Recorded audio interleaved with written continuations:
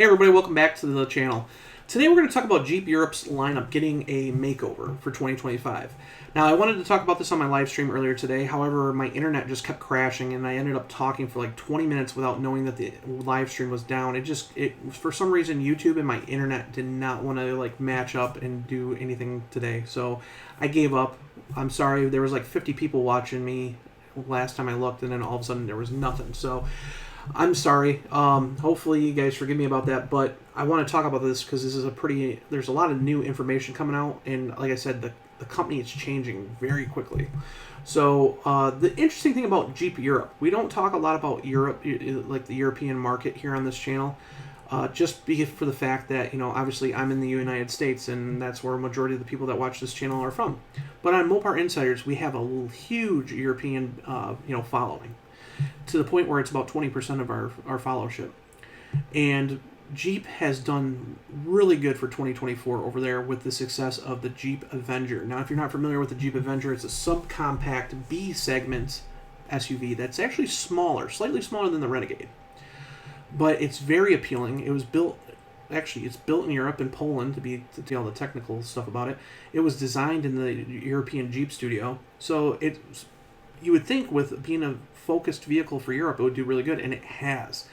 It started off as a front-wheel drive, all-electric vehicle before it got front-wheel drive in a hybrid model. And then, because of the success, people still wanted a cheaper version of it, they introduced an internal combustion model with a 1-liter engine in it, and that did even good in select markets like the UK, Italy, and Germany. So, at the end of last year, they introduced a new 4xe model. A lot of people are complaining, hey, it's a Jeep, it needs 4-wheel drive. Well, they came up with a hybrid 4x4 model. So I say 4x4, but it's more realistically, it's an all-wheel drive system. It's got an E rear axle in it. So that's built up a huge amount of excitement for the brand over there. And the Avenger has done so well over in Europe for 2024. It actually outsold the Alfa Romeo brand globally. The entire Alfa Romeo brand globally for 2024. Just in the European market, that one vehicle. That's how good this vehicle is for sales. In a recent article on Autocar UK, Eric Laforge, who's head of Jeep Europe, said they're looking at following that success of the Avenger and trying to make it so that there's more European-focused models in the lineup. With that being said, they're introducing the Wagoneer S. Now, the Wagoneer S is this all-new, all-electric premium Jeep. However, it's only sold as a battery electric, which is fine for over there because there's actually a pretty good infrastructure for charging.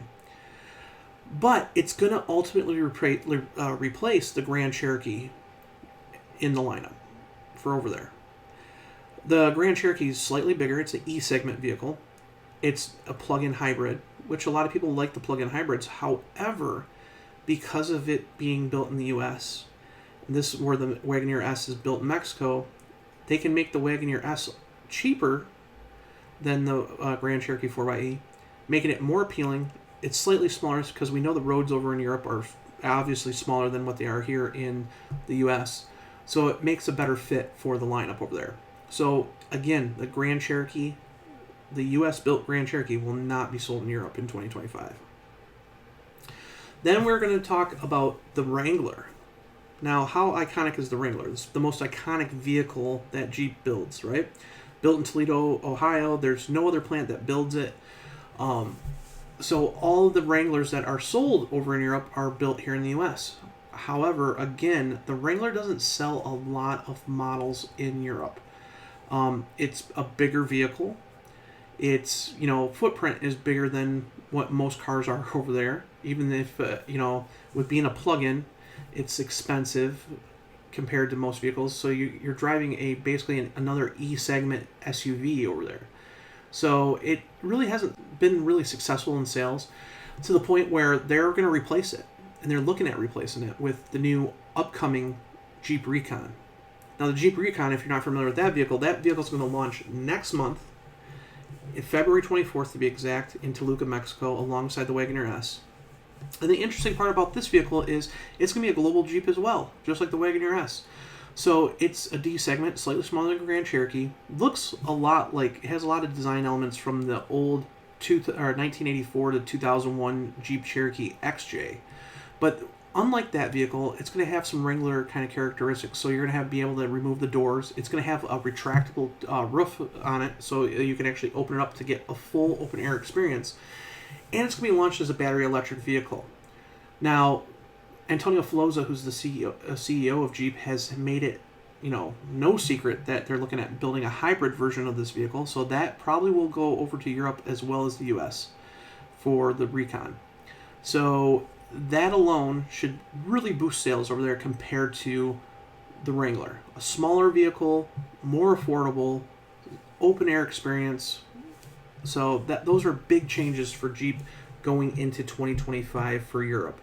So we're going to see less U.S. built Jeeps in Europe. Kind of sad to say that, but that's how it's looking. You got to remember, in certain areas around Europe, the EU has strict regulations in congestion areas. They're trying to push that in California right now, where you have to have an electric vehicle in certain congestion areas. These plugins can run, for example, on the Grand Cherokee and Wrangler, you can actually hold your charge until you get to one of these areas, and you can press from using the e-save mode on the dash. You can actually press it and use just your electric, power around the city there. So that's why these vehicles have been so, good for that kind of market. However, having a battery electric vehicle is even better. So that's what they're looking for. They're also focusing on the launch of the new next generation Compass. Now, we've talked about this new Compass. It's designed and built specifically for Europe, but it's a global vehicle. We're going to get a version of it here. It's going to be built at the Brampton assembly plant where they used to build the Charger, Challenger, and the Chrysler 300. And we won't see it until next year, probably early in 2026 here. However, it's going to be unveiled in April.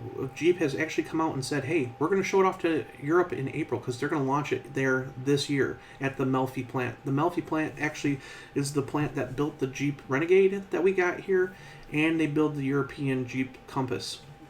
So this is huge news. So they're going to have 3 new vehicles in the lineup. They're getting rid of their core American vehicles, but they're focusing on smaller Jeeps to hopefully boost sales across not just the UK, but Europe. So in the UK alone, the Avenger was a huge success for them.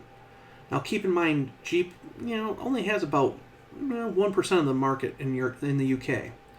However, just the Avenger alone had about half the sales for the UK market.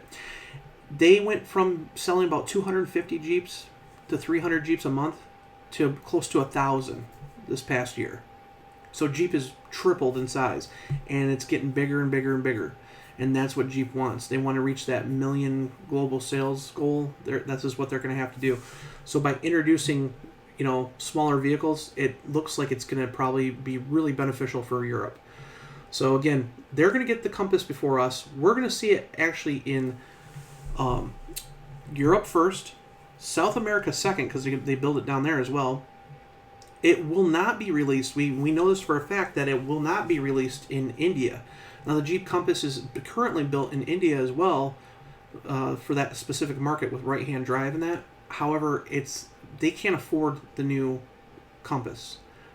India, for how many people they have, it's a pretty poor country.